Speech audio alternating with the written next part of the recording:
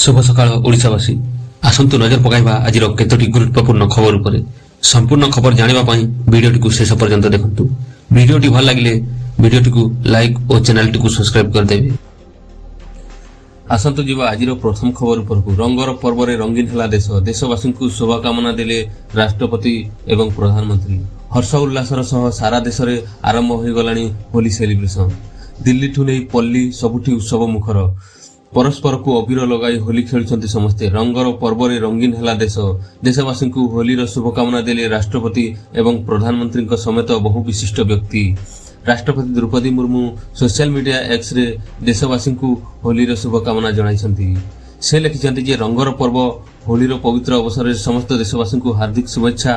आनंदर एही पर्व एकता प्रेम एवं सद्भावनार वार्ता दिए। एही पर्व भारतर मूल्यवान सांस्कृतिक ऐतिह्यर मध्य प्रतीक। एही पवित्र अवसर रे आसंतु आमे समस्ते भारत मातार समस्त संतानक जीवन रे निरंतर प्रगति समृद्धि एवं सुखर रंग आनिबा पाई प्रतिज्ञा करियो। खबर नंबर 2 घरे स्कूल रे मागणा रे पाठ पढ़िबे गरीब पिला 18 रे खोलिबो पारदर्शी पोर्टाल। घरे स्कूल रे गरीब पिला माने मागणा रे पाठ पढ़िबाकू 25% सीट संरक्षित रहिछि। सरकार को यही व्यवस्था पाठ पढ़ा लगे आवेदन करने को मार्च 18 रे खोलिबो पारदर्शी पोर्टाल। एने प्राथमिक शिक्षा निर्देशालय पक्षर गुरुवार एक निर्देशनामा जारी करा जायछि। छात्र छात्री असुविधा को लक्ष्य करी अप्रैल 3 परिवर्ते आसंता 18 तारिख रे पोर्टाल खोलिबा को निष्पत्ति होईछि। सरकार को निर्देश अनुसार मार्च 31 जाए स्कूल गुड़ी पंजीकरण और कागज पत्र जांच हेबो। एहीपरि मार्च 18 रु अप्रैल 20 पर्यंत प्रथम पर्याय छात्र छात्री पंजीकरण करि परिबे। अप्रैल 3 रु 23 पर्यंत पिलांको प्रथम पर्याय आवेदन रो कागज पत्र जांच हेबो। अप्रैल 24 रे लॉटरी उठाण सहित स्कूल अलॉटमेंट करा जिबार कार्यक्रम रहिछि। खबर नंबर 3 मार्च 31 तारिख जाए चलिबो आवास सर्वे। पंजीकरण कलेनी 19 लाख रु अधिक लोक। मार्च 31 आवास सर्वे रो डेडलाइन। मार्च 31 तारिख जाए चलिबो आवास सर्वे। एबे जाए सर्वे रे 19.5 लाख लोक नाम पंजीकरण कलेनी। एने पंचायतीराज मंत्री रवि नारायण नायक सूचना दैछंती।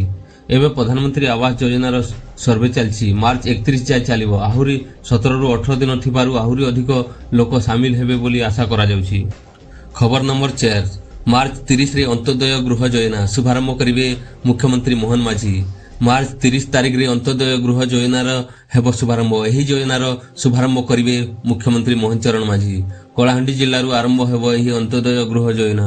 सरकार एही योजना रे 50,000 लोकन को शामिल करिवा को निष्पत्ति नैछंती।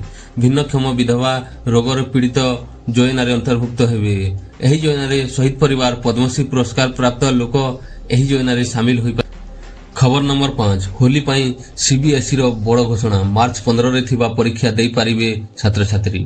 केंद्रीय माध्यमिक शिक्षा बोर्ड सीबीएसई परीक्षा को नहीं एक बड़ घोषणा करिछि। मार्च 15 रे हेबाकु थिबा परीक्षा संपर्क रे एक बड़ अपडेट दैछि। छात्र छात्री माने एही अपडेट सीबीएसई पक्षरु होली उपहार बोली विवेचना करूछंती।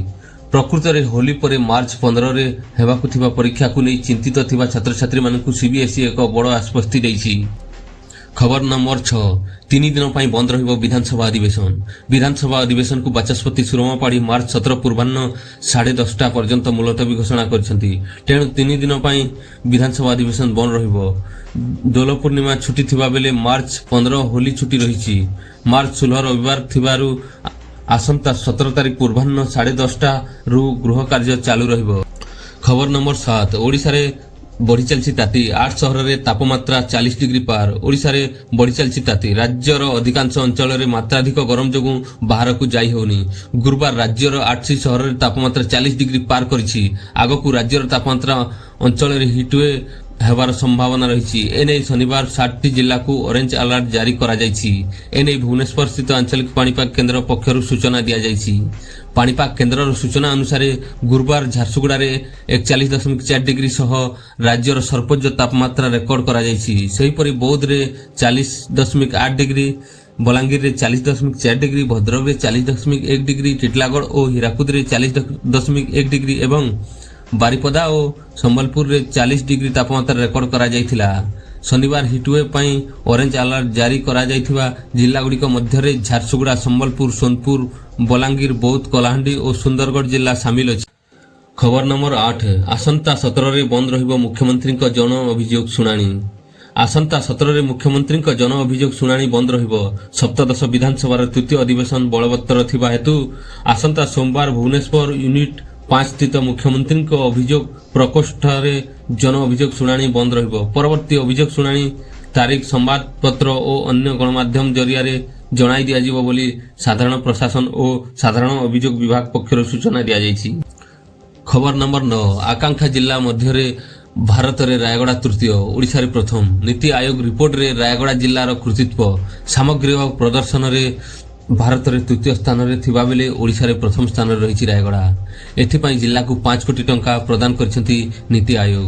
ଗତ ସେପ୍ଟେମ୍ବର ମାସରେ ଶେଷ ହୋଇଥିବା ନୀତି ଆୟୋଗର ତ୍ରୈମାସିକ ରିପୋର୍ଟ ଅନୁଯାୟୀ ସାମଗ୍ରିକ ପ୍ରଦର୍ଶନରେ ଓଡ଼ିଶାର 10ଟି ଆକାଂକ୍ଷା ଜିଲ୍ଲା ମଧ୍ୟରେ ପ୍ରଥମ ସ୍ଥାନ ଅଧିକାର କରିଛି ରାୟଗଡ଼ା ଜିଲ୍ଲା। ସମଗ୍ର ଭାରତର 112 ଆକାଂକ୍ଷା ଜିଲ୍ଲା ମଧ୍ୟରେ ତୃତୀୟ ସ୍ଥାନରେ ରହିଛି ରାୟଗଡ଼ା ଏବଂ ଓଡ଼ିଶାର 10ଟି ଆକାଂକ୍ଷା ଜିଲ୍ଲା ମଧ୍ୟରେ ପ୍ରଥମ ସ୍ଥାନ ଅଧିକାର କରିଛି ରାୟଗଡ଼ା। ଖବର ନମ୍ବର 10 ଆଇଟି ପାୱାର ହାଉସ୍ ହେବ ଓଡ଼ିଶା, ଜାରି ହେଲା ନୂଆ ଡ୍ରାଫ୍ଟ ଆଇଟି ନୀତି। ଆଇଟି ପାୱାର ହାଉସ୍ ହେବ ଓଡ଼ିଶା। 2036 ସୁଦ୍ଧା ରାଜ୍ୟର ଆଇଟି ଏବଂ ଇଲେକ୍ଟ୍ରୋନିକ୍ସ କ୍ଷେତ୍ରରେ ଏକ ପାୱାର ହାଉସ୍ ବନାଇବା ଲକ୍ଷ୍ୟ କରାଯାଇଛି।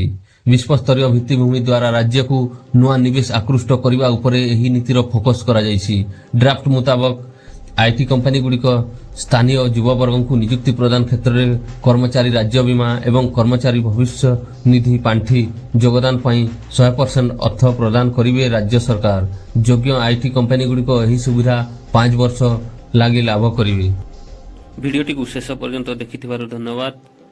ଭିଡ଼ିଓଟି ଭଲ ଲାଗିଥିଲେ ଭିଡ଼ିଓଟିକୁ ଲାଇକ୍, କମେଣ୍ଟ, ସେୟାର ଏବଂ ଚ୍ୟାନେଲଟିକୁ ସବସ୍କ୍ରାଇବ୍ କରନ୍ତୁ।